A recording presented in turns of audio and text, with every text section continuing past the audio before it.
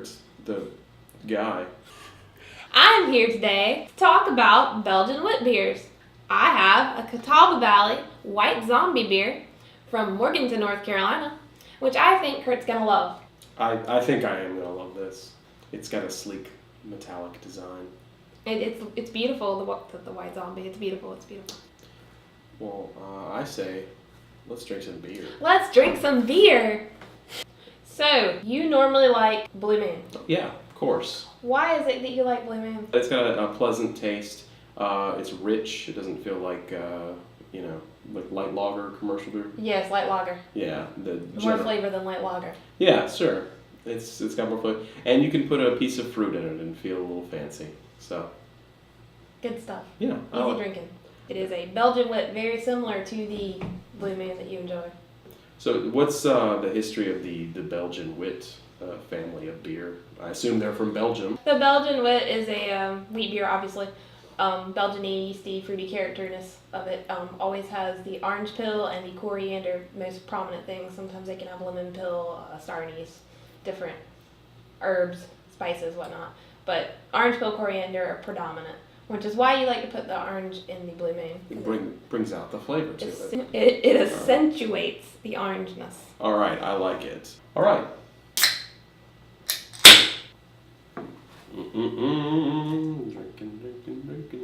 Drinking.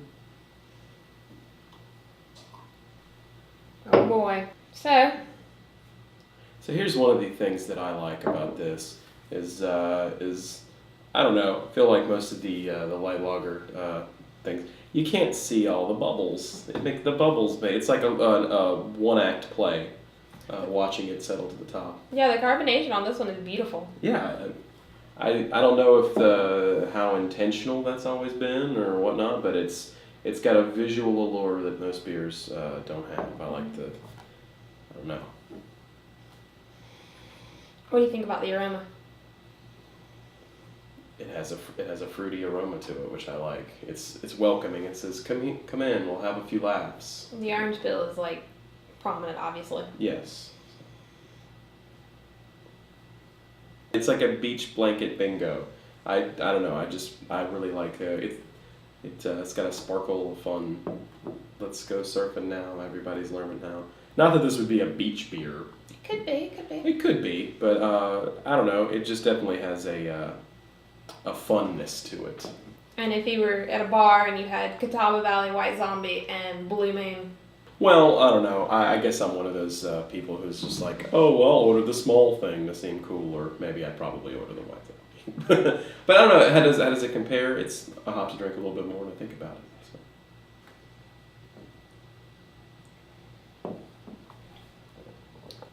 The spiciness.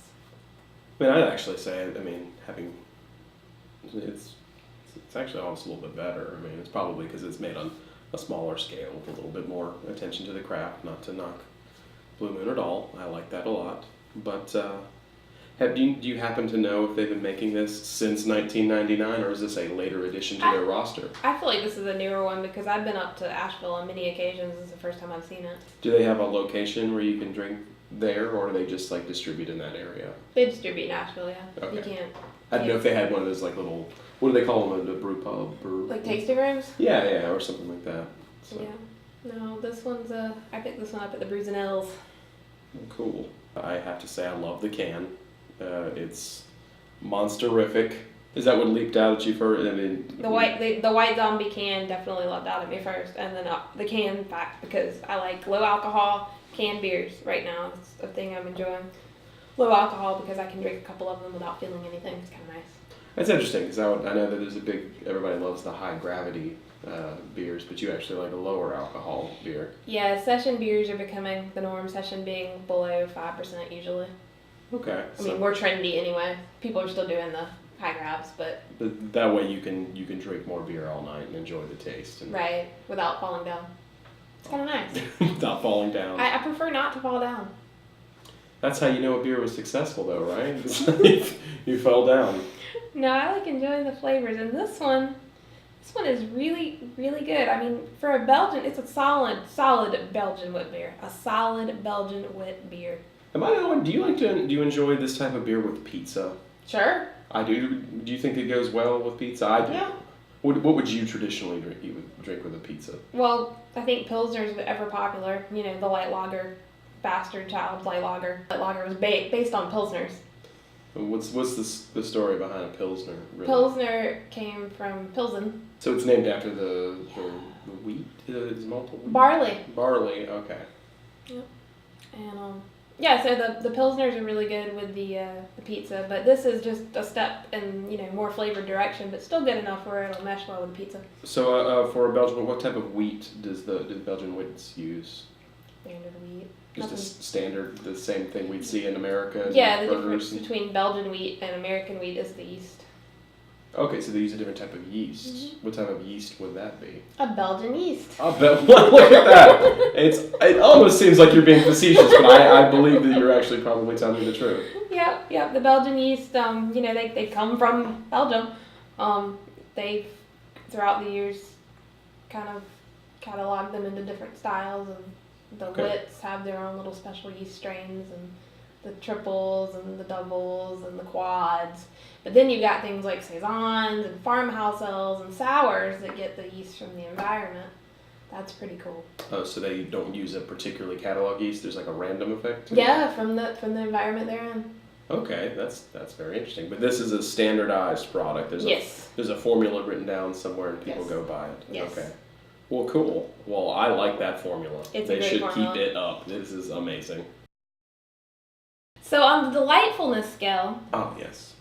I give this one a 3.5. It's a great beer. It really is. It's not my style. I mean, it's a good style. I appreciate the style. I like the style, but it's not necessarily my favorite. This is in the family of beers that I like, so I'm going to give it a 4. And I'm going to say if the moment of my doom was coming, I only have like 2 bullets left. I'm going to take out one and then take myself out at the very end. Instead of having a pack of smokes before I go, I'm going to crack open a nice White Zombie Ale from Catawba Valley, take a nice little sip, and go down a blaze of glory. I mean, zombies. I'm not preparing for anything else. No, just zombies. Just zombies. They take away our the consequences of an action film. It's great. So if you're ever in or near Morganton, North Carolina, find yourself a Catawba Valley Brewing Company beer, a White Zombie, one of those coconut porters, or, well, any of them really. Cheers!